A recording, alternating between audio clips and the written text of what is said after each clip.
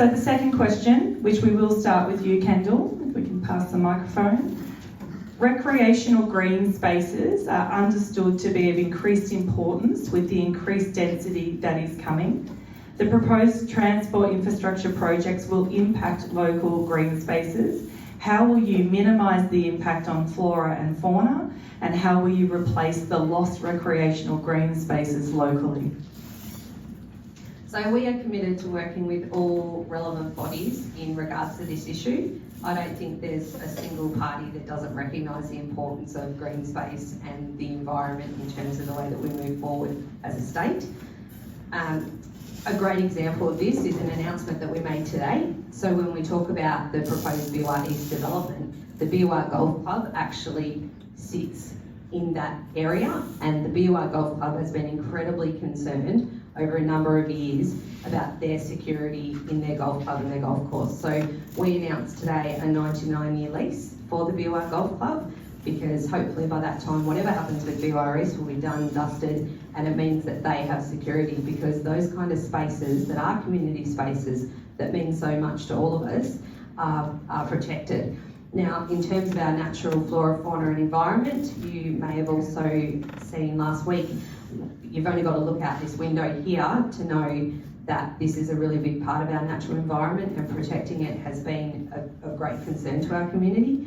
And we announced excuse me, I have honestly just talked for a year now and I'm running out of voice, a $35 million Waterways Authority. And what a Waterways Authority does is that it's a legislative body that has the jurisdiction to work with community and council to protect the natural environment, the foreshore, and make decisions about what needs to happen regarding our environment. So we're very, very committed to recreational and green space, and I think any person in politics should have that view moving forward. Peter?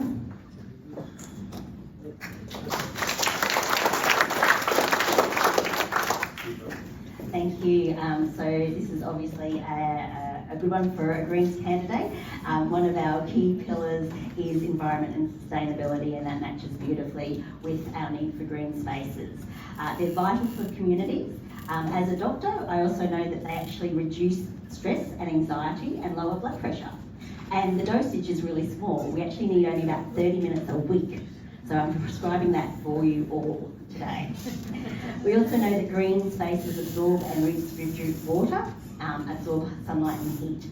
So heat waves are going to be another major concern with climate change. They affect the most vulnerable of our communities, the older people, the really young, people with comorbidities and pregnant people. So that's absolutely important that we minimise that impact and have those green spaces in our infrastructure. To minimise impact for our flora and fauna, we want to reduce road usage and avoid the need for road expansion projects. We all know that one of the greatest dangers to our fauna is cars and roadkill. So we need to ensure that any residential developments that go ahead have those green spaces and the infrastructure so that people don't have to get in their car every time they need to go somewhere. People do actually want to work, live and play in a fairly small community, and so that they don't have to have such enormous need for roads and more building and encroaching on those green spaces.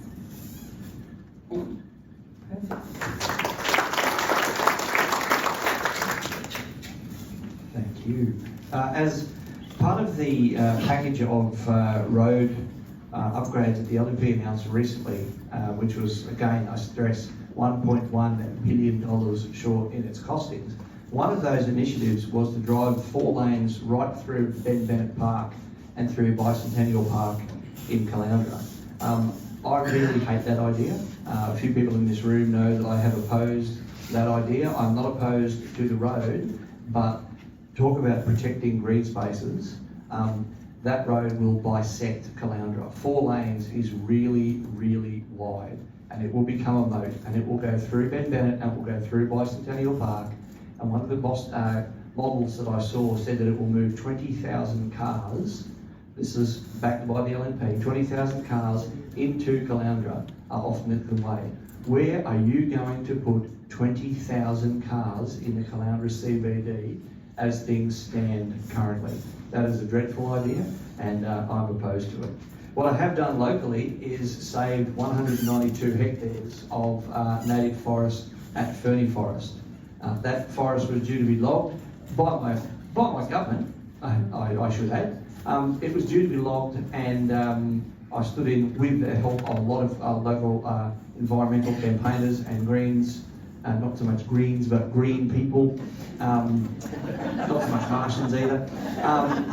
And we stopped it. We saved 192 hectares from going under the axe, and I'm extremely proud of that. And I think one of the things that I'm proud about is you have to have the ability to stand up to your own party when they do things like that. So when they do say that we want to drive 4 lanes through Bennett Park, you have to be able to say, well, actually, no, that's not such a hot idea. 2 lanes is perfectly fine.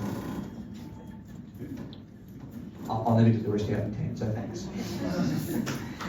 Thank you.